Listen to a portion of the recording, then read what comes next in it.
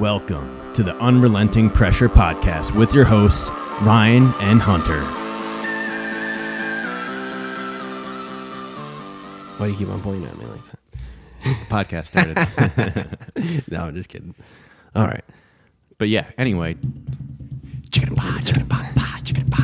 Welcome to Unrelenting Pressure. This is your host, Ryan and Hunter. Welcome. We'll work on that. Yeah, but anyway, trying to think of how do you do an intro to a podcast. This is the beginning part of our episode where we talk about starting a podcast from scratch, where we know absolutely nothing about podcasting. Fair enough. So we want to do an intro to a podcast. We're not really sure how to do it, but we know that we want to do something. Yeah. I was thinking either a little bit of music in the beginning. Yeah. And then from that music, fade to welcome to Unrelenting Pressure. And then it goes right into our podcast. It's kind of funny because it's like we're constantly doing our movie commercial voice, mushy trailer voice. Yeah, movie trailer voice. It's exactly that every single time. I mean, what voice do you use? Sure, I do the same thing. Welcome to Unrelenting Pressure. I don't know. I'm trying to think of in other the land. Uh-oh. Scratch it. What? No. I don't want people to know where I live. Oh. Well, what are they going to I'll They don't know what out. house you live in. I'll anyway. cut it out. It's all right. Do a little edit. Yeah, there you go. You do the... Now I got to remember. I got to mark it down. It was 1:24. Yeah. You do the Howard Stern thing where... Oh, no. Who is it? You remember the Late Late Show with something Ferguson? I honestly never watched TV. No. Oh, I mean, he's not even on anymore. It's been 10 years since he was on. But I always get into YouTube holes with him where it's just compilation videos of, best things that he's done and all that kind of stuff. So they weren't allowed to curse at all on TV at that time. So every time he says something, they post a French flag over his mouth and it goes, and it's a dubbed over, ooh la la. It's really funny. That's pretty funny. And he's I was going to say too, a quack, so it's like, quack. Yeah, exactly. It's just same a thing. little quack. Yeah. I mean, I guess we could do that. Quack. Okay. All right. No reference to actual location. Yes. But anyway, I was trying to think, as we're working through this, trying to build this podcast, because we have no clue what we're doing, but we know that we want to do it. And we already started doing it because we already invested in stuff. Yeah. But you already did. As far as the intro, it's honestly, this could be the intro. Yeah. How to start a podcast. That's right. I like the intro. And other baloney. Right. With Hunter and Ryan. There you go. Everybody likes baloney. Maybe we'll call the podcast that. And other pork roll. We could just call it the Other Baloney Podcast. The Other Baloney Podcast. Instead of that sounds pretty cool. You should write that down. Okay. Noted. I kind of like that. The Other Baloney Podcast. Or we could call it the Other Gabagool Podcast. Oh, that's even funnier, actually. I don't know if we're Jersey enough to make it like that. You know what I mean?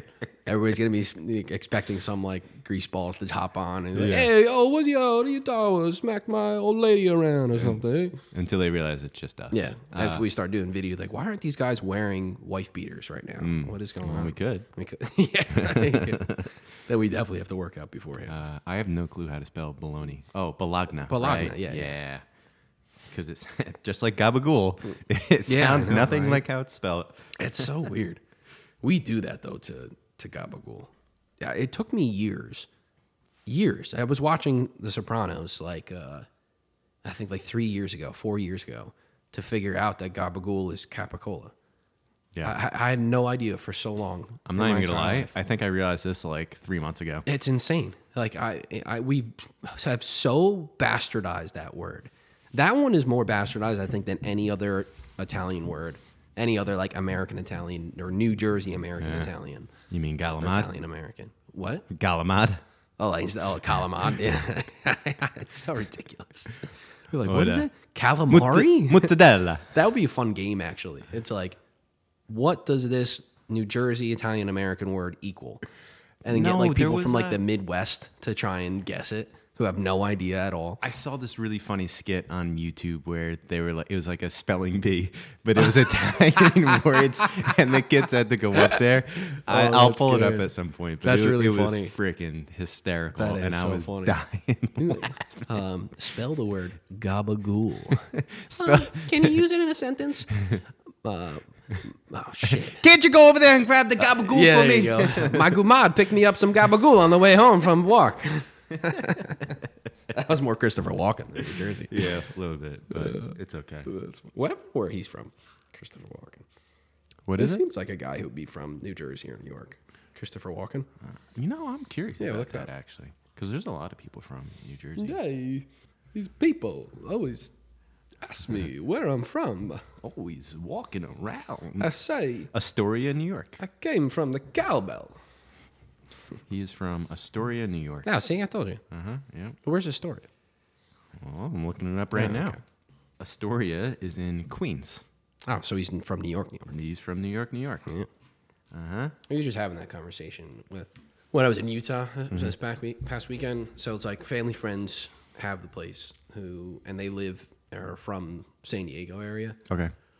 So we were hanging out in Utah, and I forget how we get on the subject, but we're talking about the difference between New York City and like New York State. Yeah, big difference. They're not even the same thing at all. No, not like, at all. They should have separate names, in my opinion. They should. And separate, like, honestly, like electorates and stuff like that, because they're so drastically different from each other. They're not even related.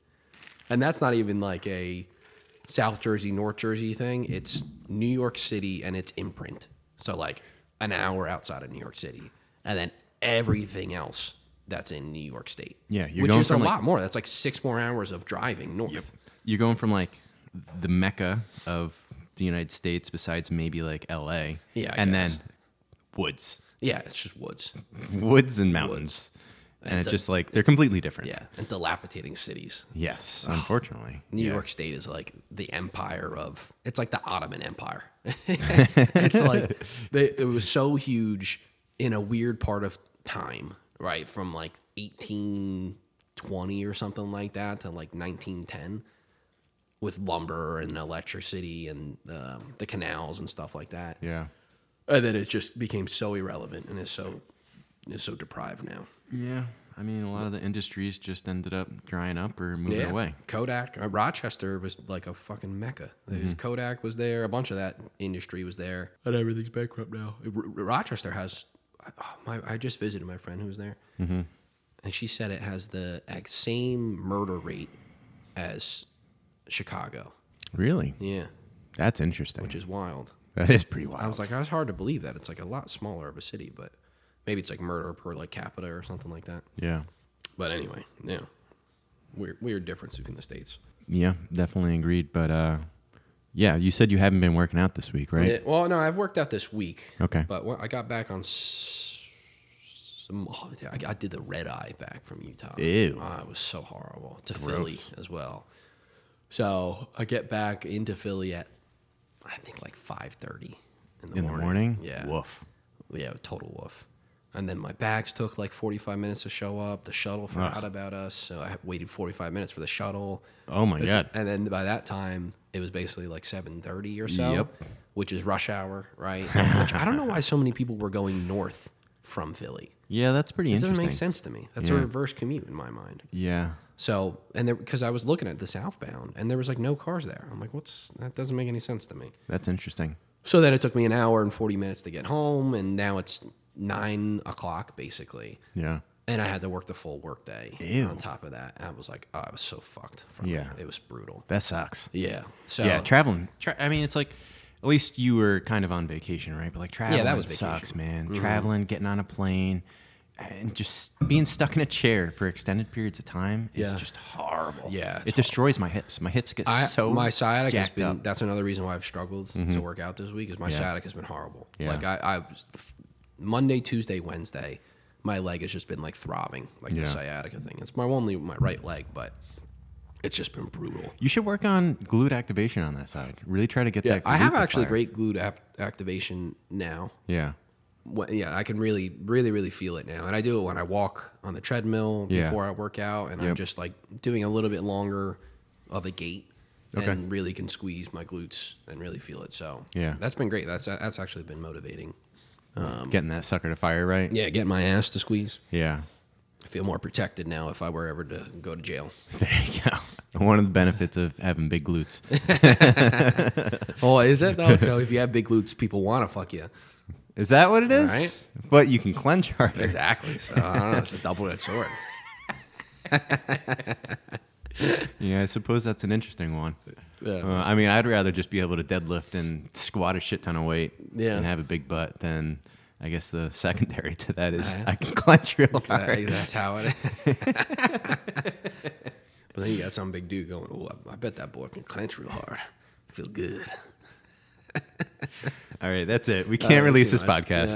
Yeah. It went too far south. It went too far south. We're done. Don't mind. I'm tapping out. People don't mind.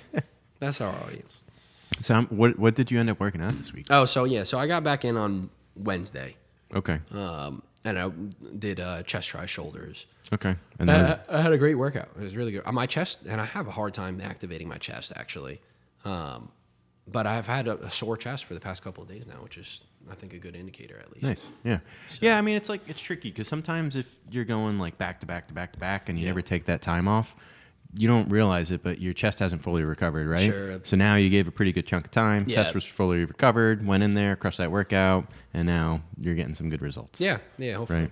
So, but yeah, it sucks, man. Yeah, one of the hardest things is like you don't want to go, just go there and go through the motions. That's the best thing you can do.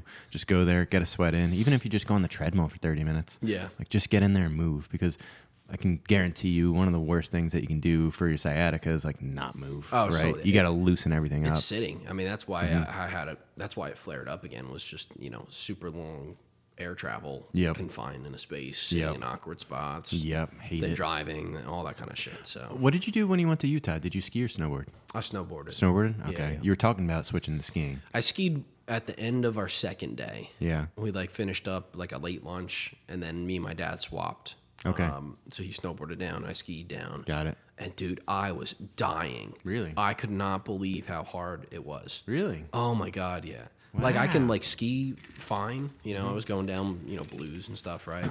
But physically, it was so much more exhausting. I now, bear in mind it was the end of the day, right? So we were already pretty beat. Yeah. But I figured it would be like a little bit of different muscles, and I would feel a little bit more refreshed or something like that. Were you sore the next day? I wasn't really sore, but I was in so much pain going down. Like I literally felt like I was doing a burnout set of squats of squats or leg extensions or something like that, but I couldn't stop. I couldn't stop because I had to keep on doing it. I had to get down the mountain. Yeah. It was insanely more difficult. In that moment, maybe it's because I haven't done it in super long, right? So I'm not using the same muscles, yada yada. But it was brutal. Yeah, but it's also like, when was the last time that you skied? Yeah, probably like 3-4 years ago. And then you went down, not like a little mountain. You went down a Utah mountain. Yeah, I know, right? yeah. It's definitely not ease into it, but it was fun. Funny. I was glad to have tried it again. Yeah. I was going to do it again the next day, but I was already so beat up. That was, I was starting the third day of in a row skiing. Yeah. So it was. How many days did you go? How many days in a row did you ski? 3. 3? Days, yeah. Every day we were there. Got it. Nice. Yeah. That's awesome. It was fun. And then my dad snowboarded the last day. Nice. So he knows how to do both. And he was good. He kept up with me for the most part. Nice. On a snowboard. That's pretty sweet. Yeah, I know. I want to switch over to skiing because much to that same point, it's like you don't see old snowboarders. You only really see old skiers. Yeah, but maybe it's because snowboarding wasn't as popular back then. I mean, there's a point to that. For old people, right? Because my dad's 55. He's not old or anything like that, right? Yeah. So I think maybe he was on the cusp of snowboarding gaining popularity. Yeah. Which is why he learned how to do it. Got it. In freshman year of college type of deal. Yeah. Maybe that's why, but I don't know. I'm conflicted on which one is worse or which one's tougher on your body. Because snowboarding, you have to sit down pretty much every time you clip in. I was going to say, that's my thing. I just don't want to sit on my butt anymore to strap my freaking boot in. Dude, but then again, in my defense or against my defense, I was a fat piece of shit. So sitting down on the ground and leaning over my beer belly to strap my boot on was not fun. I do not know how any fat man could snowboard. I don't know. My dad and I were talking about it too, because I mean we're both not out of shape or anything. Yeah. I was struggling so hard to just lean over and it's so annoying. Every time I was done with the boot, I had to sit back and be like, catch your breath. Oh my god, that was so. It's like a workout to bend down and touch your toes. It was it was harder than actually snowboarding down the mountain. Yeah, I know. Oh my god, it's so funny. That tells me I got to work on stretching more. Yep. It's total. I've gotten so tight, like we were talking about last time. Yeah. But fuck, it was brutal. Oh my god. But yeah. I mean, that's the only reason why I don't want to snowboard anymore. Is I don't want to strap my boot on every single time, and I don't want to sit on the ground. So if I switch to skiing, get right off the ski lift, go right down the mountain. I do like the concept of that. Super easy. They have these new snowboard bindings now where you can just clip in a lot. Like you just stamp your foot down, right? Yeah. There's mixed reviews on it. I've never used them. I've never seen one like in person either. Yeah. But from a couple of people I've talked to, they don't like them. But so what are you trying to say? That my snowboard that's 15 years old is too outdated? Yeah, it's quite too outdated. But that's okay. I mean, I'm due for an upgrade. Just like knock a kid over on the mountain and steal a snowboard. You're a bigger guy. Yeah, that's how today's day and age works, right? Yeah, you just it's the West. The bigger, just go skiing out west. That's why they call it the Wild West. The bigger, stronger people just get to do whatever they want. Exactly take the snowboard. Exactly. Got it. Well, I mean, what do I do all these squats and deadlifts for? I thought it was specifically for theft. It's to steal snowboards on a mountain out really, west. you're building character for these. Got it. 20-year-olds. Okay. Because you can't steal like a child's; it would be too small. Yes. But you steal like some kid in college who's out on spring break or something like that. So there's good theft and there's bad theft. Bad theft is stealing from a little kid, but good theft is stealing from a 20-year-old. It depends. I think it's good and bad in the concept of what you get out of it, right? So you wouldn't steal things from a child that you couldn't use as effectively. I mean, that is a good point. You know what I mean? But children have really cool light-up sneakers, right? So say you find like a really big-footed child that my feet fit into. Yeah, exactly. And then steal their light up sneakers, right? Got it. Okay. I think that would be cool. That would make sense. I'll remember that next time I go out to the Wild West. Yeah, or next time you're patrolling an elementary school or middle school, since you do have a mustache now. What are you trying to say? I'm saying you're a pedophile. That's exactly what I'm saying. Wait. So I like to shave to the mustache every once in a while. Yeah, I think you do too. It's fucking funny. It's hilarious, dude. You catch yourself in a mirror. I look so ridiculous. And you just look yourself in the eyes like, people see me like this. Yep. It is so fucking funny. But here's the funnier part. Yeah. I do it intentionally. Yeah. And there's a reason behind it. Okay, what's it? So perfect case in point is I walked into work the other day. Mm-hmm. I must have had 20 people come up to me and go, "Oh, bro, mustache! Look at that thing! Like, I'm liking the mustache, man. Like, oh, I'm sorry, officer. Are you gonna write me a ticket with that mustache?" And just like I get so much shit for this mustache, and it's just like, so hold on a second, let's rewind. So if I went from having no facial hair to a beard, no one would blink, right? It'd just be like, oh, no big deal. Yeah. You went from nothing to a beard. And it's just like, all right, if I went the reverse, I went from like a big beard to nothing, you'd be like, oh, it looks like you lost a lot of weight. Or like, oh, it looks like you got a little bit younger. Sure. But for some fucking reason, you go from any of those two to a mustache, it's like people's minds explode and they just can't comprehend it. They're like, oh, you're either a police officer or you're a pedophile, right? There's like no in between. Oh, it's just the stereotypes around mustaches, right? Everybody has fun making fun of them. You know well, what I mean? I laugh because it's, the previous generations, like mustaches were the thing. Yeah. Like my dad still has a fucking mustache. Oh, does right? he really? That's cool. Yeah. There's so many like older people. Yeah. Got to be careful with how I say that word. Older people. What do you mean? But they have mustaches. What were you gonna say, like geriatrics or something? No, but I like to do it because I remember one of my previous bosses, like I shaved the mustache and he was just like, oh, like, why'd you shave to that mustache? I'm like, I don't know, it's just a mustache. He's like, I would never do that. I'm like, that's because you think way too highly of yourself, right? So I like to do it just for like a practicing humility. Because it's like, you look freaking ridiculous. Yeah. But that's part of the point is you can't take yourself too serious. Sure. Like, it's good to like go out and look like a dummy sometimes because it's like, it's good practice for what do I give a shit what everyone else thinks anyway? Yeah. Right? Oh, it's just a little bit of hair above my upper lip. Yeah. You know what I mean? But the problem is that so many movies depict people with mustaches as pedophiles and rapists. Yeah. And it's the younger generation that they see someone young with a mustache, they're like, oh, stay away from that guy. Yeah. Because it's been like reinforced in them through so many freaking movies Yeah. that mustaches are dangerous. Yeah. I mean, I should get a shirt that says that. What? Mustaches are dangerous. That is true. That is true. That actually sounds like a pretty cool shirt. I'm trying to think of like soft characters in media that have had mustaches, but I can't really think of any. There's so many people. Tom Selleck, right? He's always like a cop or something like that. Yeah. Well, I just think it's so funny because so many people come up to me and they're like, "Oh, cool mustache. I could never do that." Yeah. And then I immediately go, "Haha, because you're soft." Like you think you weigh too highly of yourself. Yeah, you're right. You would never wear a mustache, right? It's this weird thing where they have this like personal like self-image of themselves and they think that they're way too good to wear a mustache because a mustache would make them look stupid. It's like, but that's the point. Sure. That is the point, is to get yourself out of your comfort zone, make yourself look stupid sometimes. It's okay. I do support that theory. I like the concept of just making yourself look stupid intentionally or something like that, just because you can, right? But here's the best part: is when I'm done with it, I can go right back to being normal. Yeah. Right. No cost, anything, right? No cost, right? But yeah, I think the funnier part is when I was serving tables, I would shave to the mustache, and it's just like that one's pretty hard. That one is right, because you're going up and greeting people at tables with a friggin' mustache, and you look silly, but especially at a Chuck E. Cheese.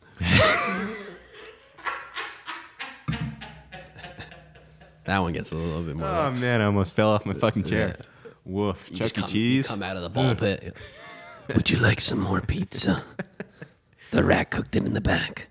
Would you like some extra cheese? Gross. I do love the concept of Chuck E. Cheese, though. If it wasn't for all the kids, I'd still go. Chuck E., do they even have good pizza? No, it's horrible.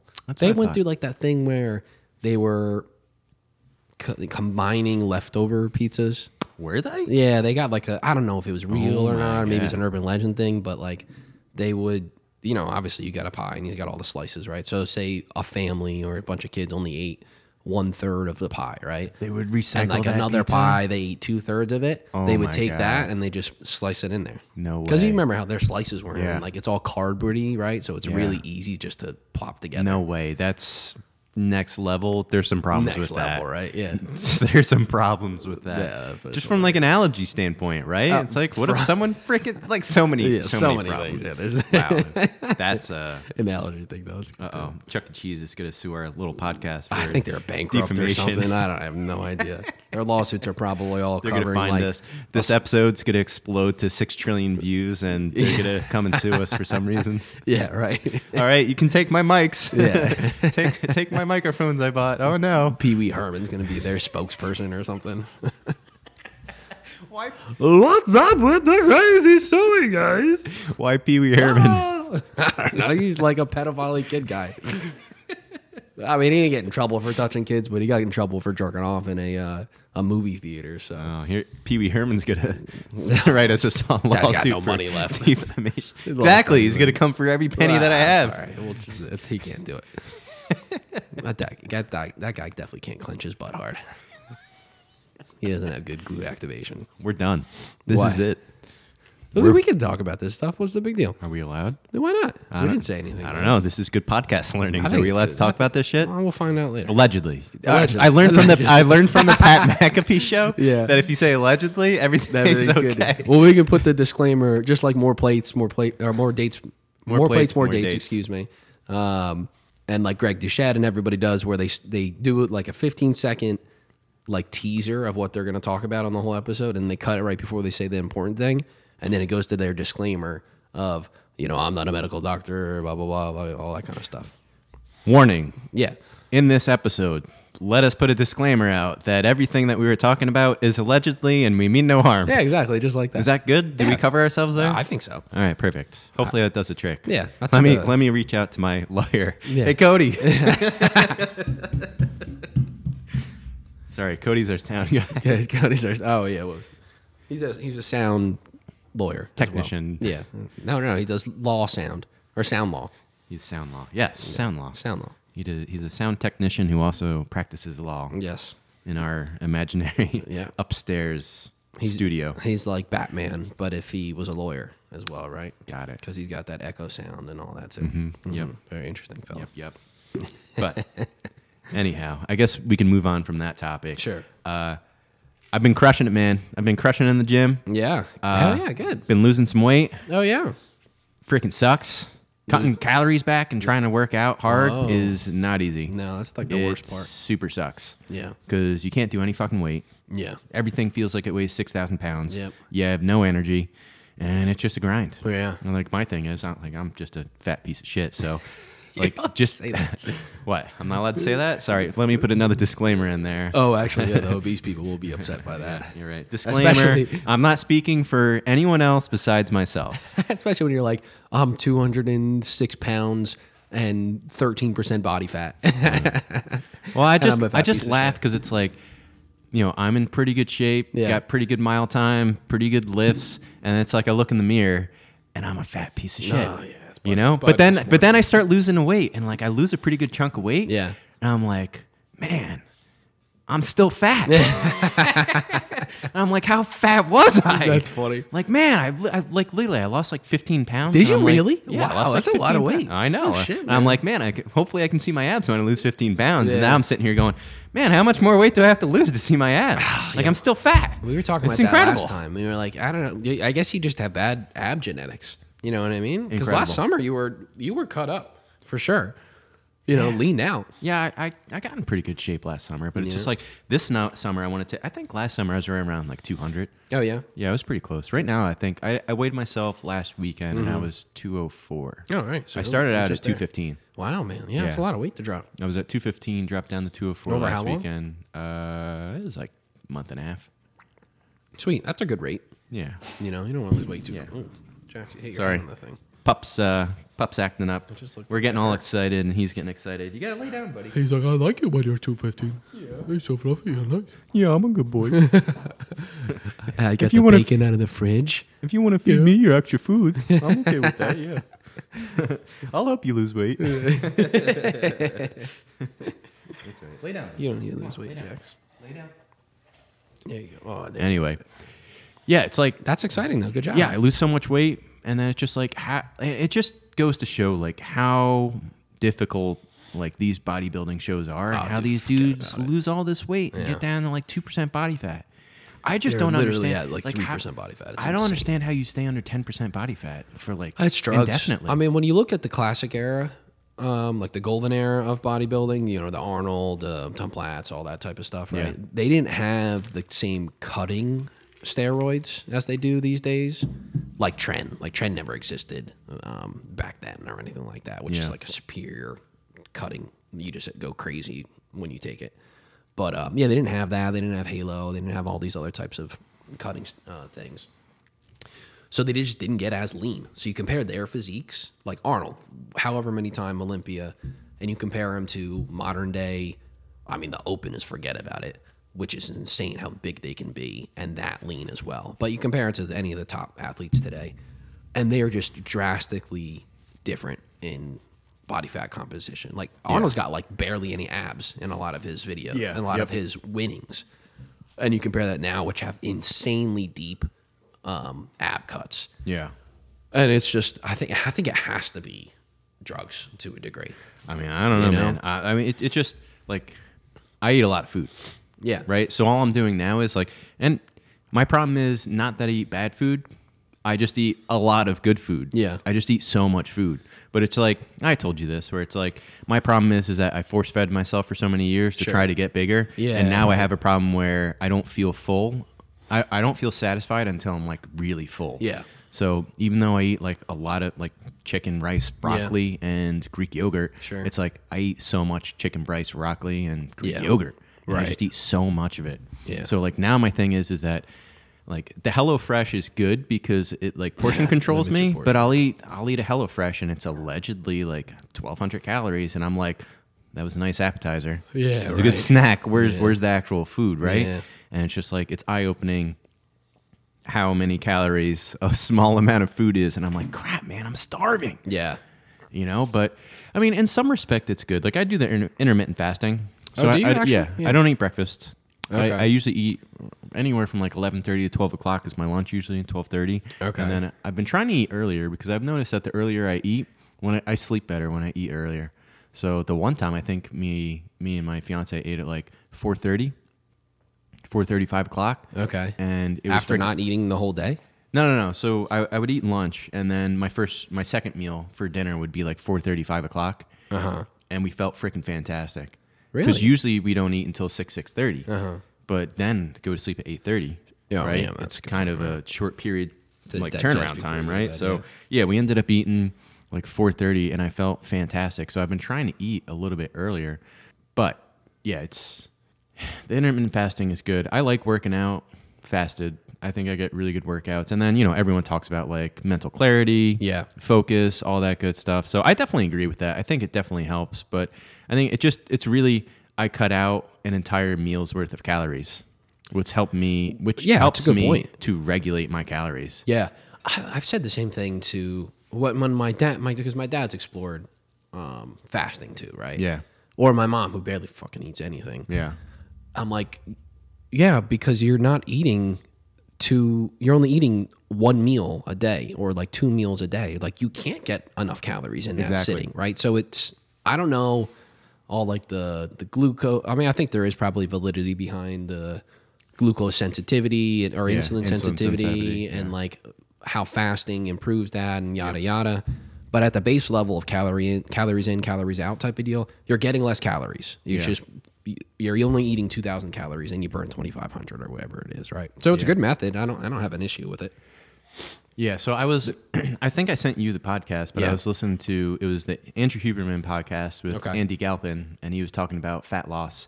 And like, I really like the idea that they brought up, which is everyone knows about like calorie in, calorie out, right? Yeah. But calorie is just a unit of energy. Yeah. So it's like not the best representation for how you actually lose fat. And he broke it down basically that it goes into biology and the Krebs cycle and some sophisticated things. But basically it's carbon in, carbon out.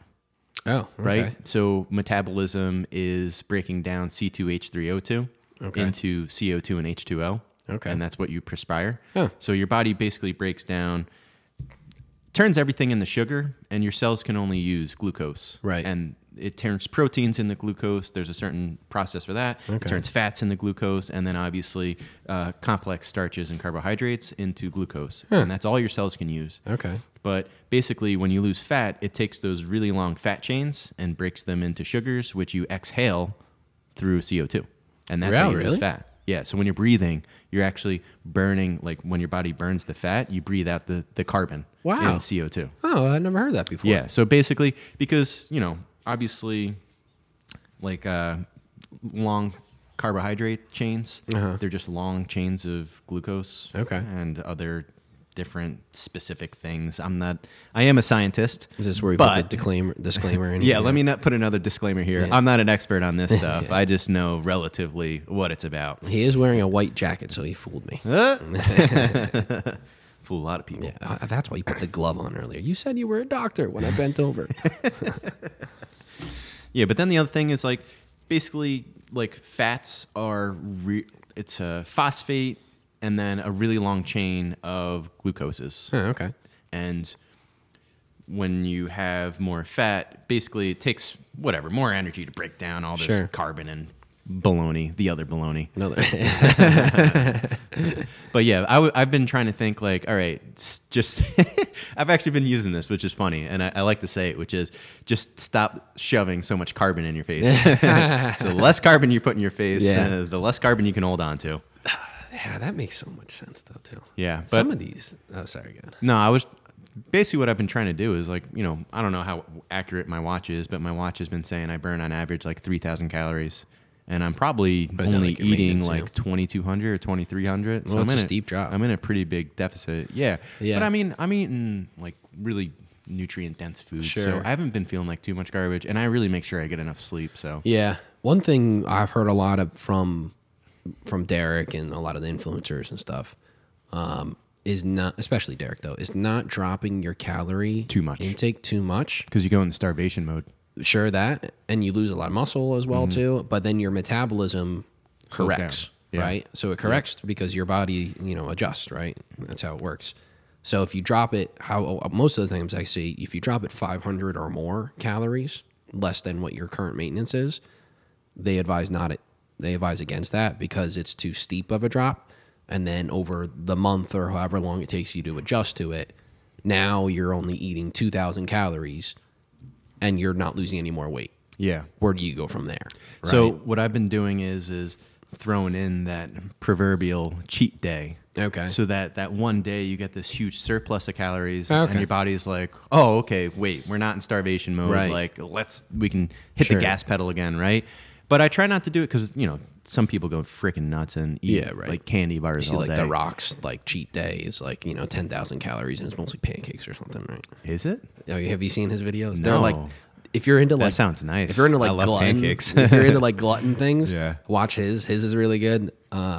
C-Bums is like the cleanest cheat day ever. Like he's like eating like banana bread that his like girlfriend makes, and it's like vegan and shit like that. Got it. His cheat days are not great, but No, I was laughing because I was just like, I'll eat pork roll. And then I'll eat some Greek yogurt with a crap ton of blueberries and strawberries. That's your cheat day. Right? And I'll just eat extra food. There's more of the same Just food. more of the food. Well, I told you, I just eat so much food. Yeah. I can't help it. I like the pizza. That's like my good cheat day. Yeah, well, you what just do we eat a whole do? fucking pizza. Yeah, I've been trying to cut back on like French fries. Oh yeah, I'm not saying it's a good thing. Right? And like, I freaking love cheeseburgers. Oh Bro, yeah. you ever seen Trailer Park Boys? Yeah. You know Randy? Yeah, of course. Stop shoving all the damn cheeseburgers into that gut, Randy. That's me. Like, if I could eat cheeseburgers every single day for the rest of my life, I would be happy. I freaking love cheeseburgers. He'll be like Julian Edelman. He was like a big cheeseburger guy. Was he? Oh yeah, while he was playing. I didn't. Well, I'm not surprised by that. But yeah, man, I freaking love cheeseburgers. Yeah. I could literally eat cheeseburgers for maybe not breakfast, but lunch and dinner, Yeah. which fits into my intermittent fasting anyway. Oh, that's true. Do you eat that? Do you like having an egg on your cheeseburger? All for it, yeah. I don't like it. Eggs, bacon. So there's this one bar that we used to go to by my old job where they used to put, it was an egg, bacon, and then they would also put fried cherry peppers on top and fried onions. All right, I'm totally pro fried cherry peppers and what is fried cherry peppers and fried onions on Fried it? onions. That's a Dynamite. solid move. Yeah. I've never heard it. That's a Jersey thing too, for sure. Fried cherry peppers. Oh. But damn, Next that level. sounds good. That Next sounds level. actually really good. I would eat that. Mm-hmm. But I don't like egg on a burger, and I'm not a big fan of bacon on a burger either. Too. Really? Actually. I mean, I love those things. I eat fucking So pork 7 roll. eggs a day. And for What? those of you potentially listening to our unknown podcast, Tailored Ham, Yeah, fuck. Eat South Jersey people. well, the rest of the world, nobody knows what Taylor ham or pork roll is, Yeah, they don't know except what for either, that's New right. Jersey and New York. Yeah, right. I saw it. Suckers, you're they sold missing out. It, yeah, I know. They sold it in PA in the State College grocery stores. Did they? Yeah, yeah. Wow, that's surprising. Only later on though, because when my brother was going there, who's 5 years older than me, right? They didn't have any pork roll there. We always had to bring it up for our morning Yep. tailgates. Yep. And we were like, all these like Yinzers and PA people are like, oh, what's that? Blah blah blah, and explaining it all. And then they love it because it's delicious, and you make a sandwich with it in the morning. It's Yeah, the best thing in the world. Trenton's native to pork roll is native to Trenton. Is it? Trenton, New Jersey. Yeah. Yeah, like where it started or something. Yeah, that's where pork roll started. Yeah, I mean, I know it's basically like a pork sausage. Yeah, it's basically like fried. I think the closest thing we could ever Spam? explain it to. No, I think it's closer to fried bologna, Fried bologna. Yeah, it's which pretty is like close. a thing a lot of people do. A lot of Yeah. people do fried bologna. It's very close to fried I think it's bologna. like the closest thing to it. the other bologna. That pork roll is the other bologna. There you go. Nice. So wait, should we call? All right, that's it. We're changing our name from Unrelenting Pressure to Pork Roll. The pork roll. Yeah. The other bologna. The other bologna. It really is the other bologna. I mean, a lot of truth in that. It is the other bologna. It really is the other bologna. It's the other fried bologna. Yeah, right. Oh, well, it's so delicious though. Only you can't eat pork roll raw. What's up, bud? You want pork roll now too? Yeah, I would too. Jaxie loves pork roll. Would you like pork roll? Oh, now I want pork roll. Yeah, I could go for some pork I roll. had I actually pizza. am really hungry right now. Yeah, I didn't eat breakfast either. Yeah, I'm starving. But what time? Your clock isn't right, is it? 9:07. Mm-hmm. Oh wow. Okay. That is correctamundo. Yeah, my microwave clock is moving slower than everything else. Totally off topic, but it's pissing me off. I look at my 3 clocks in the kitchen. One's like an Amazon show thing, which is the correct time. And then my oven is like 1 minute behind that because it just lags like slightly. Mm-hmm. And then the microwave was always like 1 minute behind the oven, but now it's 2 minutes behind the oven. And I'm like, what's going on here? Well, so hold on There's a a second. conspiracy. Hold on a It's a second. conspiracy. It's Biden. We all have smartphones. Yeah, but like, then I got to pull it out of my pocket and look at it. But if I'm like, Another alternative to that is you could get a wristwatch. nah, my wrists are too delicate. Yes. Maybe you should do some more wrist curls, eh? I should, right? I lost one of my watches. I don't know where it went. I always wear to get a the watch. wristwatch. Yeah. Always. Yeah, it's just so convenient. Like you're going kayaking or you're going out, and like especially like some gym shorts, you can't fit. Like it's annoying having your phone in there, right? Yeah, and yeah. even if they have the little like butt pouch right above your butt, like phones don't really fit in there. annoying, yeah. So it's like, what do you do with your phone, right? So I can just throw my phone anywhere, and I always know what time it is. Yeah. And plus, it tracks the steps too. So I like tracking the steps. got It one of tracks those my ones, right? sleep. Yeah. Yeah, it tracks my. I don't know how it calculates the calories, to be perfectly honest with you, but I think it's like I don't know. it's Does it measure your heart rate? yeah, it measures heart rate. Okay, so that yeah. could be it. But yeah, I think it's good. It's got to be like plus or minus 500 calories. Yeah, probably. It's definitely not Not super accurate, but it's like a good gauge to right. understand where you are. Yeah, it probably has some factor of maybe it has some formula with steps because I'm sure it probably has like a pedometer in it, right? Yeah. Yep. That along with heart rate. Yep. Along with whatever basic body information you put in when you set it up or something like that. Yeah, well, it does change because when I go on the Stairmaster, Yeah. I'm not moving my arm, right? So it's not calculating those sure. steps. But then at the end of the day, I'll look at how many calories I burned, and it'll say like 3,300. All right, so I'm it like, all goes right, up. it picked So it did up work, something, yeah. right? Right. Oh, that's interesting. I don't know how accurate, but it's good for what it is. Yeah, that's cool though. It's still fun to have some stats behind you. Yeah. But Yeah, yeah, but I gotta get watches. even speaking of Stairmaster, Yeah. bro, the Stairmaster just kicks the shit out of you. Yeah, dude, that's a tough one. Yeah, I've been because I told you like my calf's been acting up, so I haven't been Oh, able yeah? to run as much. So I've been doing the Stairmaster more, Stairmaster and elliptical. That doesn't bother your calf? I mean, No, I can see Stairmaster- elliptical being good. Well, on your when you calf, run, but- you have the impact with the ground, but when Right. you're on the Stairmaster, it's like you're kind of just More putting gentle. it, and Yeah. it's more gentle. It doesn't bother you as much. Yeah, and then when my legs are really beat up, I'll just do the elliptical because there's Yeah. no impact. It's just that Yeah, elliptical is great for that. I can definitely see that. circular, cyclical motion. Yeah, I guess cyclical. Mm-hmm. Yeah, that makes sense. And then they have I meant to ask the guy the other day because they have an air assault bike, which is freaking Air legit assault if bike? you've never used it. That sounds Yeah, interesting. the air assault bike is next level. You can literally hop on there for a minute and get completely wrecked. Really? Yeah, it's so. What is the deal of it? What? So there's basically a giant fan, and it has handles on there and pedals. Oh, I've seen those before. Oh, Yeah, dude. yeah. My one buddy does it a lot. Holy yeah. shit. Man, I think I tried doing like a 5-minute interval workout where like 30 seconds on, a minute off, and you hit your VO2 max so Yeah. fast. Yeah, that's one thing I've been trying to do is like when I'm on Stairmaster, hit my VO2 max as fast as I can. So your VO2 max is basically like you're out of breath, Oh, okay. right? You're out of breath. You can't do any more work. Sure, You yeah. have to stop. Right.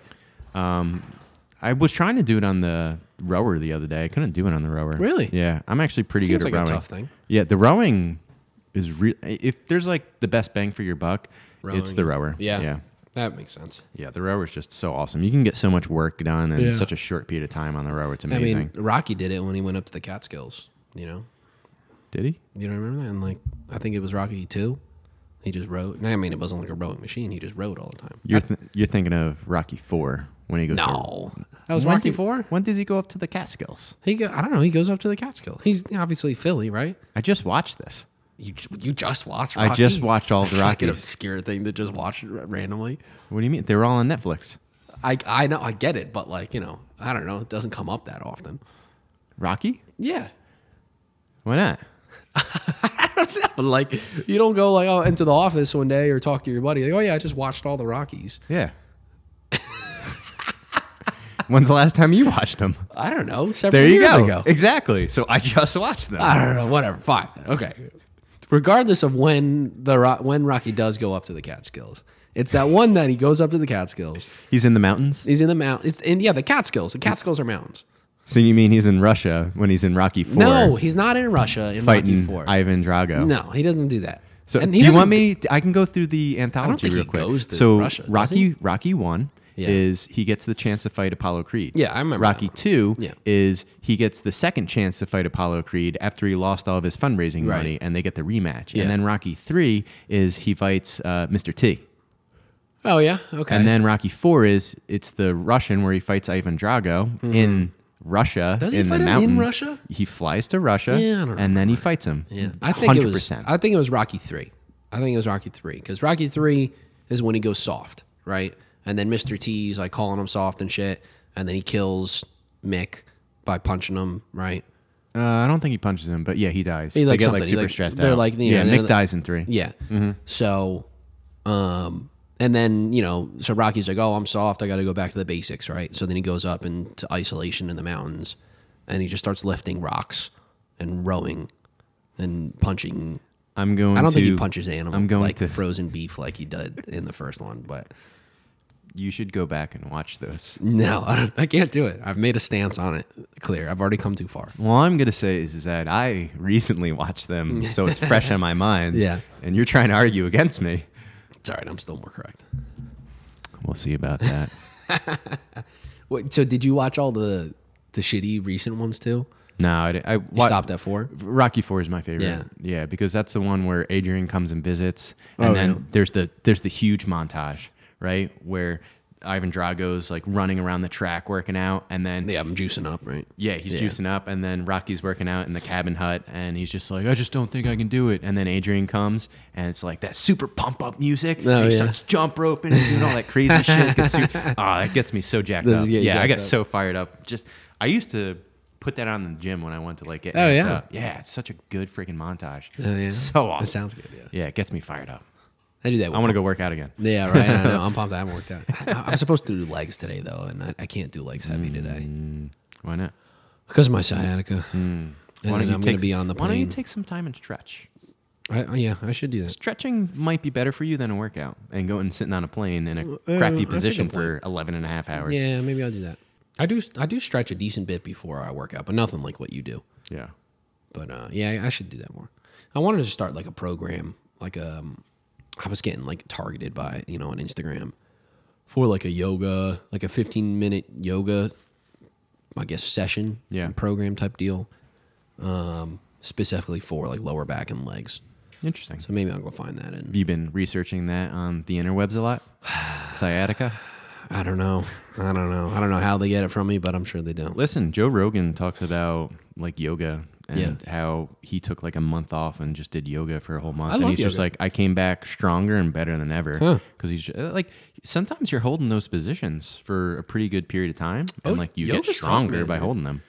We did yoga when I was in Florida. Nice. A couple weeks ago. And as a family, I've done yoga tons of times. Yeah, we do it on the beach here in the summers too, which is real nice. Yeah, yoga's it's good. Awesome. It's tough. It is really. The problem is that you got to stick with it, right? So many people will do it for like a month and then drop off. Yeah, well, even doing it that, right? But I feel like doing it like once a week isn't even enough. I feel like you have to do it like anything fitness, like doing it once a week. It's not enough. Yeah, but so here's the tricky thing, than not doing it. But I was gonna say, so like doing it once a week's better than not doing it at all. Just like my argument for, do you stretch? Right. No. Well, just stretch for a minute. Right. It's like, well, what can I get done in a minute? Well, 1 minute's better than no minutes. Just like 3 minutes is better than 1, 5 is better than 3, and 10 minutes is better than 0. Sure. And you just keep building up. It's like, you'd be surprised. You can get a lot of work done in 1 day a week and or 1 minute. Yeah. I don't mean to minimize it. I'm more of an all-in type of concept of it. Yeah, but that's the problem is most people are, well, how do you get all in if you just don't get started? You go all in right from the start. All in right from the start, but then you burn yourself out. And then you fizzle out, and that's it. You're done. I never burn out. Okay. I never burn out. I go all in consistently forever. I aspire to that. Wish I could do the same. No, I'm just kidding. You're right. I should do it. I should do it once a week or something. Once a week's not a bad gig. Yeah, I want to do it more than once a week, but yeah, I think it would really clear your sciatica. Yeah, it definitely would. I've been really. It has gone away for a long time. Mm-hmm. Like it hasn't been an issue. Yeah. So this is like the first flare up I've had in quite a while. Yeah, but here's the thing: is like you were on your plane. What was it? 6-hour plane ride to Utah? Yeah, it was, right. Whatever. It was like 4 hours, man. That's all it was. Yeah, 4 hours. That's not bad. I thought it was like 5 hour. It was like 4.5 hours there. Yeah, and then it was only like 3 hours and 45 minutes on the way back. Oh, that's not bad at all. That's not that bad at all. Nice. So like the jet stream is a big deal. Yeah, but yeah, but the thing is, it's like you were in that plane in an awkward position for 3.5 hours, and it's just like you get out, you don't feel sore, you don't feel tight, but you get that sciatica. Yeah. What you don't realize is your whole body locked up. Yeah. And you lost a lot of mobility. So if you took some time to actually just like loosen, I guarantee that sciatica go away. Yeah. We can do some stretches right after this. Yeah. I'll show you some quick stretches, and bro, it'll probably loosen right up. Yeah.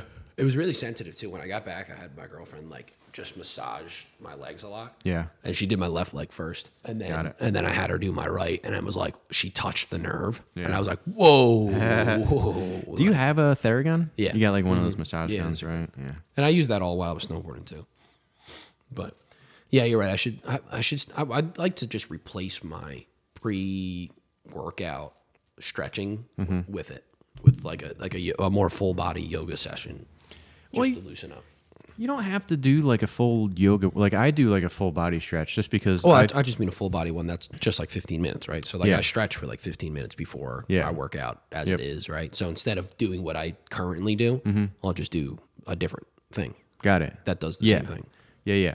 I try to skew it more towards if I'm doing upper body that day, I'll focus more on upper body, my rotator cuff and crap like that. And if I'm doing lower body, it's shoulders and hips. That's what I do too. Shoulders and hips, right? I spend a lot of time on my shoulders, making sure that all that's firing right. And then on leg day, like today, I probably spent like 20 minutes just loosening my hips up. Yeah. My lips just get so freaking tight. Your hips, yeah. Kills me. Yeah. I mean, I guess I do that too. I always do that chair thing. You know, the chair. You sit in the chair and you like you grab the bar up and stretch that way. That's always really good for my hips. I always feel good there, and then I always do. I put my leg up on top to get a good hamstring thing. But you're right. I do rotator cuff mostly. Yeah, I do that every single time. Rotator cuff. Good. I even need to do it on leg day because of squatting or anything. I have to put my arms up. You need good mobility to be able to squat. Yeah, dude. And I've done. A while ago I didn't do it. Yeah. And I was like, well, fuck, that hurt. Like I couldn't open up enough to even grab the bar or put the bar behind on my traps well enough. Well, I've even noticed if my pecs are tight, I can't squat that good. Oh, that's a good point too. Yeah, you have to like really pull your arms back and get into that position. And if my pecs are tight, that's a good point. It's honestly hard. Mm-hmm. But it's such a great back workout. My gym got a new like chest supported row machine. Okay. It's like the one that's like angled at. Oh, so it's like a T-bar? Yeah, it's a T-bar. Chest supported T-bar? Mm-hmm. Nice. But it's a brand new one. I've seen John Meadows use these ones a lot too on his videos. And it's great. You can move the handles inside, outside as far as you want. Oh, that's cool. And then the handles themselves are dynamic. They're all flexible. Rotate. They can rotate, and then it's just dynamic. You don't have to like put them into fixed positions. Got it. So it's really great. So like I always, start with was this a pronated grip, right? Yep. And then I basically supinate out through it. Gotcha. And it gets such a good motion. And then like your feet stand, I guess, shifts up and down too. Oh, okay, cool. And the whole pendulum of it is really, I don't know, fluid, I guess. I don't know how else to say it. But so it's great. You can really do whatever you want with it. Nice. It makes you feel like a chump though, because you can't do that much weight. Dude, I was using the last one. Yeah. It was like classic one, right? And I could load it up with like 2 plates and, get 5 or 6 or something like that. And I worked up to that. Switching over to this new one, the first time I stepped on it, I hadn't seen anybody else do it. It was like the first day it was in there. They didn't want to look like little weaklings. Nobody else did it the whole time I was there. And then, and I even talked to the owner. I was like, oh, you got a new machine. You got a new thing, right? He's like, yeah, we just put it together today. You're the first one to use it, I think, so... I'm like, oh, right. You're the guinea pig. Exactly. So hopefully they put it together right. I know, right? So I put it together. So I get in it, and I'm like, I don't know how heavy this is going to be, but I've used 2 plates before in the past, so why don't I just put what's almost equivalent to 1 plate because it has 2 racks to put weights on. Got it. So I put 2 25s on, and I start doing it. I'm like, that is way too heavy. I was like, and I did the 4 sets with it, like I shouldn't have, but I did it, and I'm like, oh, man, that was brutally heavy. Then I started talking to another dude who was watching me, and, we started chatting about it. And he's like, yeah, man, my other gym has one of these, and I can do, like, 10s on them. And he's, like, 50 pounds heavier than me or something, right? Yeah. So I'm like, I should have done that. Yeah. So now I went back yesterday, and I did it 10s and then 15s and then 20s on it. Got it. And then, drop sets on it and stuff. It was way better. But, like, I was like, oh, my God. I drop set on it. I put like 2 10s and a 5, and then I'll strip it all the way down to nothing. I have no weight on it. Just like pulling it? Just pulling it. Yeah. And it must be like pre-weighted in some type of way. Interesting. Because at the end of that, I could do like 4 with nothing on it at all. Yeah, I think the most important part, especially for back, is just squeezing, right? And most people, like, especially at the stretch and like, squeeze. Yeah, when you're at like not the top but the bottom. Yeah. People like throw it. You do like this quick little jerking motion, Yeah, and then you just carry the momentum the whole way yeah. through. I totally it's like agree. no, if you can just like stop and squeeze through the entire thing, you're gonna get way more development of your back. For sure. But yeah, I mean, it's just an ego thing, right? I think it's okay to throw it, but only after you've done like 3 or 4 working sets, right? Like if you want to do that last set and throw it up and squeeze really hard on the way down, like all for it, right? But yeah, I see too many people. They like just not even working their backs. They literally just like throw that like quick 2 inches right from the bottom, and then that's it. I think people do that a lot on seated cable rows, especially because they'll like bend all the way over, right, and they'll get that a pretty good stretch, but then they whip their back. And, so they'll be bent over all the way to like their chest to their knees, basically. Yeah, and then they'll fly back. They'll do like a deadlift. Basically that with the cable machine. Yep. You know what I mean? Yep. And then so it just flies forward. Yeah. And then at the end of their rep, they're at like a 45 degree going the other way, which is like that you're not having any tension on your lats at that point. You're just basically lower backing the whole fucking thing. Yep, silly goose. Yeah. One of the hardest things to do, and I've been trying to do it more, is like don't even rock backwards. Just try to stay perfectly vertical. Yeah, that's what I do. just pull. Yeah. Right? And when you do it right, oh my God, you can get a really good squeeze in your back, and especially your mid back. I get way more of a lat squeeze, which I'll forget his name on YouTube, but he leans forward a little bit. So he just I try to do that too. Lean forward a little bit the whole time, and I like lose all of my strength. Yep. I'm like, what the? And even before, like I wasn't leaning all the way back like some people do. I was just vertical, maybe a slight lean back. But once I lean forward just a little bit, I'm like, all my strength is gone. Yep. And it's such a lat focused activity for me, or just whenever I'm like whatever grip I have on there. Yeah. Really intense on there. Yeah. Which is embarrassing, but it's a good focus. Yeah, but who cares what anyone else thinks? No, I know that, but it's just like it hurts your ego. Yeah, I suppose a little bit, right? But it's like, who cares if the weight's 2 pounds? It's like if you're doing it right and doing it part of your program, and you're gonna get the results. Yeah, who cares? totally. Who gives a shit? Yeah, No, I agree. But yeah, enough about that. What about have you been reading any books recently? So I've been working through Mindset still, which I'm almost done with it. I only have about like 40 pages left on it. Oh, which is great. Yeah, I cleared a lot on this past Utah trip. Okay, on the awesome. Flight. On the flight, I read like 60 or so pages. I can't like in read one on sitting. planes. I don't know why I I struggled to do it. It was the first time I did it well. Okay. Nice. I loved it. It was a really good read. Yeah. For that, that stretch that I read, Nice. which I've always liked it, but especially this stretch I really liked. Yeah. That book is like the best book. It's really good. It's really good. It's eye-opening. I've recommended it to my family as well too. Yeah. Wait. So funny story. We were over Mike's house. I forget what it was. I don't know if it was like a Super Bowl or maybe like a kids' football birthdays party or or something. But he had like some of his neighborhood friends over. Okay. And the wives were chatting. Yeah. And I don't know how we got on the subject, but was talking about reading and how I set this like micro goal of I try to read for 10 minutes a day. Sure. And then I was just like, we got on the topic of recommending books. I'm like, oh, you should read this book. It's called Mindset. Oh, cool. And they were like, what is this? Like, I don't know anything about it. And then I'm just like, no, it's really good. Like, here, let me pull up the picture. I'll show you. So I pull up the picture and I show her. And she's just like, oh, you're reading parenting books? And I'm like, well, I mean, it ties into parenting a little bit, right? Yeah. But I was just like, it's not really a parenting book. No. It's more like a, self-help, like Sure. I hate that word, personal Self-improvement. growth. Yeah, personal growth. Personal growth book. Yeah, self-help's not good. Great book. It's Yeah. I recommend that book to everyone. Yeah. But she was just so funny. She's like, oh my God, I can't believe you're reading parenting books already. You don't even have kids or right. anything. You're not I'm like, married no, yet." it's like not a parenting book, Yeah. but you should read it. She's like, I'm absolutely going to buy a parenting book. And I'm like, okay. She just Yeah, kept on it's a saying parenting. parenting even after you were trying to like dismiss it. Yeah, well, I was laughing because I'm like, yeah, read this parenting book. Oh, Because I'm sure, like, yeah. You I tug on don't what she care. cares Like, about.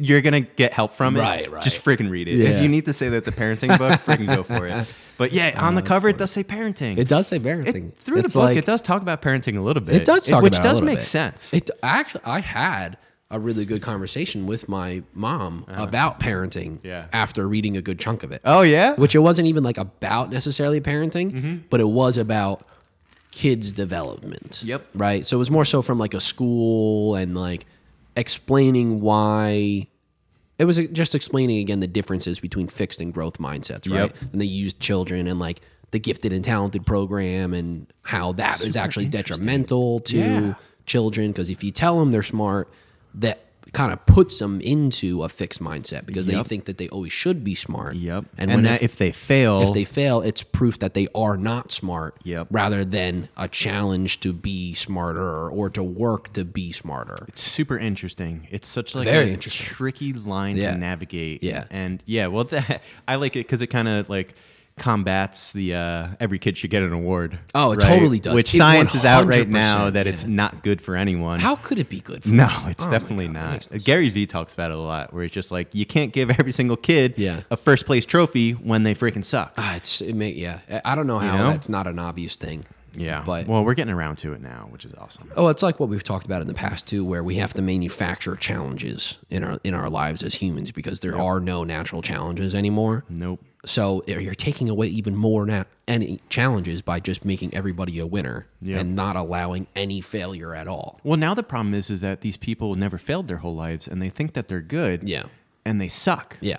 And then when people try to tell them that they suck, they go, "I don't suck. It's your fault." Exactly. And it's just like, this is just feedback. Yeah, right. Like, I obviously don't suck because I've always been good, and people have always told me that I'm the best and that I'm always the smartest, right? So you must be wrong. you're right. Good luck, buddy. I know, like, oh, wow. Good luck, but It's like it's brainwashing. so. I just like to look at it and reflect on my own life because it's like, man, I didn't realize for 25 years I was in a fixed mindset. Oh, totally. Yeah. And like now it's eye opening because it's just like, oh, I can try this thing and fail at it, like this podcast. It might very well fail, but I'm having fun doing it and I'm learning a lot. Sure. But it's just like, if you didn't switch from a fixed mindset where if I tried this podcast and I failed and no one watched it and everyone thought it was stupid, then I'd be a failure to myself and all of my friends, right? Where it's like you flip it to that growth mindset. It's just like, what do I have to lose? Yeah, It's fun. exactly. It's fun. Let's put the time and energy into it. Successful at learning too, right? Yeah, exactly. Yeah, it's such a good book. I'm glad you read it. Yeah, no, it's great. I really like it. And then the next one in your repertoire is Grit by Angela Duckworth. That's coming up. And I know you said you want to read that one, but trust me, I read it in the reverse. This is the way that you should read it. No, it's great. I'm glad. I wish I would have read Mindset before I read Atomic Habits. Even. Oh, you think so? Yeah, I think so. So I think I'm going to go back and read Atomic Habits again after having read Mindset. Okay. Maybe before Grit. I'm not sure. But yeah, I want to read through that one again because I think looking at it with a different perspective, I think will help me materialize it a bit more. I think because Atomic Habits talks about like your identity. Yeah. And how like to make a habit really stick, you have to identify yourself as a different person, right? Yeah. So instead of looking at it as, oh, there's a person who works out all the time, Sure. And that's something that you want to do, you go, I am a person who works out all the time. I'm an athlete. Right? Exactly, because then everything that you do is going to align with that. Yeah. I totally get that. And I don't know. It's tough. It's almost a chicken and an egg type of deal. Well, it's like, so I've had this don't think you can conversation. go I don't wrong. know if I talked to you about it, but it's like, it's almost in a sense like you're delusional, right? Because you think you're something that you're not, but through the act of trying to become that thing, you become that thing. Yeah, right? So it's like this really weird, like, I like to call it mind game. Sure. You're playing a mind game with yourself, right? And it's a game of, well, if I do this thing, I become that thing, even though technically right now I'm not that thing. Right. Right? And I use the example all the time of, like, I hate reading. Right. I'm not a reader, right? But I read every single day. Yeah. So does that make me a reader? Of course you are. Of course it does. Yeah, it does. Right? But, like, in a sense, still even now, more so recently, because literally the past 6 months, I plowed through like 15 books. Yeah, that's wild. Yeah, I've been just like down in books, which has been great. It's awesome. But, it wouldn't have happened if through Atomic Habits, I didn't make that micro habit of, all right, well, what's a really small goal that I could try to hit, right? Yeah. Like just read for 5 minutes a day. Yeah. And then it just keeps carrying on and on. Yeah, that's solid. Yeah. It's like it's something more mainstream of a way of saying the identity deal. Fake it till you make it. Yeah. Right? If you fake that you are something, eventually you become that something, right? Well, you become absorbed with all of the thoughts. Yeah, of course. That come along with it, right? But even like, I think it's, I can't think of his name, but on YouTube he's Valuetainment, Patrick David Bett. Oh yeah, I watch a think lot of that's his stuff name. actually. I like it. Yeah, he's got a really good Patrick Bet David. Yeah, I think Patrick Bet David. Yeah, you're right. Which sounds that must be a stage name, right? No clue, but It's like it sounds like all right, Patrick Bet David, right? Like there's two people. One guy's name is Patrick, another guy's name is David. and Patrick bet David something. Maybe. And like maybe that's his real Let's name. get him on the podcast. Yeah, right. Maybe his dad is Patrick, and he bet David that he would name his son this or Could something be. like that. You know, Maybe that's what it is. maybe he's Iranian, I think. Yeah, I think he is. Cool guy. But yeah, he had this really cool idea where it's like, you need to like, if you're trying to become rich and successful, he's like, you can't just you can't keep your old identity and think that you're going to be able to manage all of that money when you do get a lot of money, right? Yeah. And he was saying like when people win the lottery, he's like 70% of them lose all of their money and go bankrupt because they don't identify themselves as like a millionaire yet, right? Yeah. So it's just like you kind of have to, but how do you build yourself up to being this rich and successful person if you're not? Yeah. Right? So it's this really weird thing where it's just like, if you want to become something that you're not, you have to believe that you are that something. But in a sense, that's delusional because you're not that thing. Yeah. Right? But it's just, I mean, even in what is it? It's How to Sell with Brian Tracy. He talks about like envisioning the person that you want to become and trying to act that way to become that person. And over time, you become that person. Yeah. And then even besides that, in How to Think and Grow Rich through Napoleon Hill. Yeah. He talks about the same thing. Like you need to become absorbed in becoming this person and have a vision board and always try to think of what it would feel like to be in possession of all those things that you desire. Sure. And only when you desire it like badly enough, then you will acquire it. So it's this really interesting thing. And it's not even that. Like a lot of people have said that. Even Tom Bilyeu from Impact Theory was saying that like he found this house and he drove by this house like once a month with his wife and said like, we're going to live in this house. That's cool. I like that. Right. Yeah. And then eventually they bought that house. Right. Right. But it's like, you need to like almost experience it, even if it's not in a tangible way, right? Just like through your thoughts and through your emotions and like build that vision, I guess. Yeah. That's the only way that you can kind of make it there. Because when times get hard, which they always do, like you need something to be able to drive you and keep pushing past that. Trump did. I just saw two more things like that. I think this is a really common and probably good then, right? Theory of it. But Trump has said that where he's like, he had a friend who he was not worth anything yet, but he would buy himself first class tickets whenever he'd fly places. Right? Maybe actually, I don't think it was Trump. It was Steve Harvey. Steve Harvey said this. Okay. And he's like, because once you get into first class, you see how that type of person experiences and acts and blah, blah, blah. It puts you in that mindset that you are that. Yep. And if you don't have the things actually to be that, it makes you work harder to be able to get that, right? Yeah. Well, which I think is a cool concept. Because it's also like you're the average of the 5 people that you spend your most Sure, time right, with, yeah. Right? And it's like you pick up the habits of your cohort and the group that you're in, which I think is super powerful. But I think it was Lex Friedman who said, like, even if you don't have like a really good cohort around you and you can't find a good mentor, he's like, you can find mentors in books. Right. He's like, my closest friends are like in books, right? Yeah. And, I've been resonating with that a lot recently because it's like, how do you go and find like people who are better than you that lift you to a higher level? Yeah, it's right? tough. It's like, honestly, it's kind of hard. Yeah. Because you also need that person to be willing to accept you into their group and bring you to their level. Yeah. So it's like a way that you can do that is by reading books. Like Yeah. There's someone else said it, but it was like you can take like 50 years of knowledge, condense it down into 200 pages, and now you get 50 years of learning in 200 pages. Sure. And it's just like, that's amazing. Where else can you get that? Yeah, right? I know, right. So that's why I've been making a big push to read more books Yeah, it's because, great. Just investing in yourself is the best investment you can make, right? So for everybody listening, he shot finger guns when he did that. But just speaking of that community, I just did this master class. Did you get masterclass? It was just, I don't know. They call those a lot of times now. It was there's a free website called Masterclass. No, I didn't get to one of those ones. I do know what you're talking about. I like that one a lot. But it was just a masterclass, however you want to say it, a free one with Cody Sanchez. Yeah, Cody Sanchez, a woman. She buys businesses. You see her on Instagram and stuff, and you'll probably get it now that we've talked about it. But the Google algorithm's going to pick it up. Got it. But so she is her business for this is called Unconventional Acquisitions. And essentially she buys boring small businesses. So businesses anywhere between like $1 and $5 million. She buys them, builds them up a bit more, and then either sells them or just owns them and runs on and lives off the cash flow of it. Interesting. Which you and I have talked about how I really want to buy a business, right? So this is exactly what she does. Yeah. So I did like her session yesterday. It was like an hour and 15 minutes type of deal where she talked like the highlights and stuff. And one of her services or I don't know, businesses with unconventional acquisitions is a mastermind. Yeah. Where Napoleon Hill talks about this. Oh, yeah. In How to Think and Grow Rich, where it's like you need a mastermind of people that you pull together and like you bounce ideas off of each other. Yeah. And like it's exactly they that. push you to get better. Too. Yeah. So it's exactly that. So it's everybody who's either already has bought businesses or wants to and blah, blah, blah. And it's like 400 people or something like that.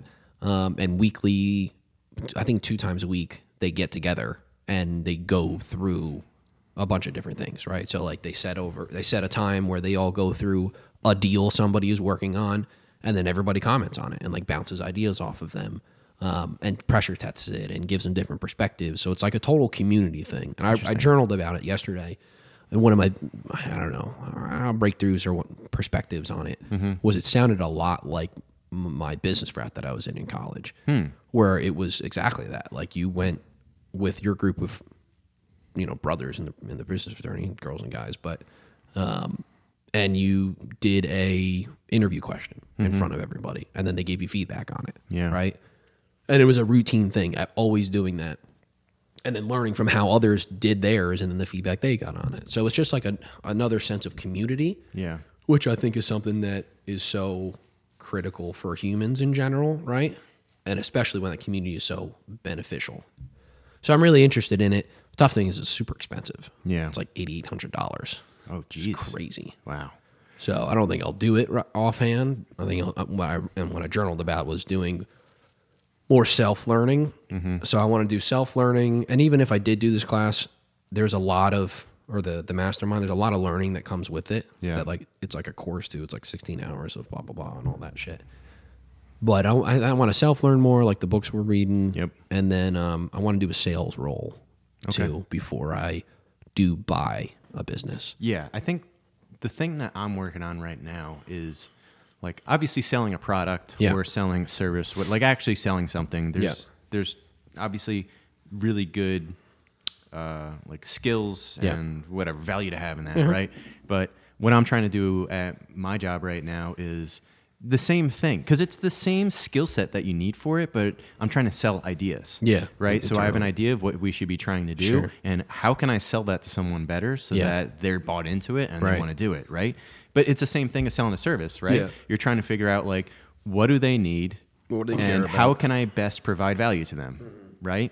So it's just super interesting, but like I don't sell products, so the only thing that I can do is try to sell my ideas better and convince people that they need to use mine. That's a great angle on it. Yeah, especially easier said than done. It's what you have access to, right? Yeah, you have access to selling ideas and yourself internally. I think selling is such a good skill to have. It so is. I wish I would have put more emphasis on it when I was younger. Yep. I think for some reason it gets well, I don't know why. I know why it does, but it gets a bad stigma to it. Yeah, you know what I mean? People are scared of being ripped off. Yeah, and taken advantage of, which is definitely a fear. But I've been doing a lot of research into this with YouTube videos myself. But it's just like instead of trying to screw people over, which salesmen get bad rap for that. But it's just like, what if you flip it to how can I provide this person the most value? Yeah. Right? Like it should be a win-win. Sales should always be a win-win, right? Like they're coming to me because they have a problem. Yeah. I'm going to them because I have a solution to their problem. How can I best provide the most value for their problem? Yeah.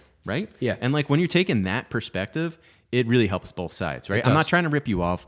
And it's like one thing, I was watching this one video where it's just like, it's okay if you don't have the right solution to their problem. Right. Like you're going to get way more recommendations by going to that person and going, hey, like I see your problem. I did some research on it. I don't think I have the right service for you, but why don't you go over here and take this person? They'll provide better service. Right. Yeah. And kind of taking that win-win approach where it's just like, you're not going to give them shitty service for a shitty product that you have for their problem.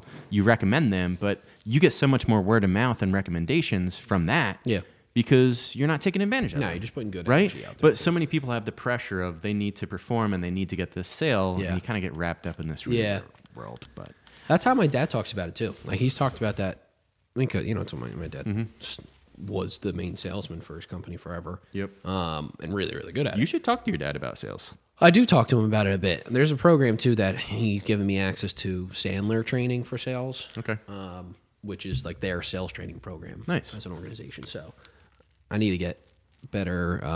I need to actually follow up on that. But yeah, he's talked about exactly like how you just described it. You know, people have a need and you're just helping them with that need. And there's value behind that. It's not like taking advantage or a win-lose situation or anything like where that. you win, they lose. Yeah. Because they get shit service and you get their money. Exactly. Like, oh, I got you, right? Yeah. Like I use cars, but salesmen. Yeah, but the problem is that like a lot of the world, like I forget what the saying is, right? But it's just like for every sucker, there's a dollar, right? Right, And yeah. there's a lot of suckers out there. Yeah. But it's just like you can get away with doing that, but you can also do it like in a more ethical. Yeah, ethical way, right? Where you're not screwing people over, but like, you know, you are there to make money, but do it in the best way possible. Yeah, but it's like but you're It's a skill. It's also a skill to do that. Yeah, for sure. But you are providing. I think the key is to actually have value behind it, right? Mm-hmm. Like Alex Ramosi talks that way. Like if you are producing value and you're bringing value to the world, it's right. The results will come. Yeah, exactly. Yeah, but it's But it's a harder skill to do that. to actually get the sale. You know, that is an absolute skill. So Yeah.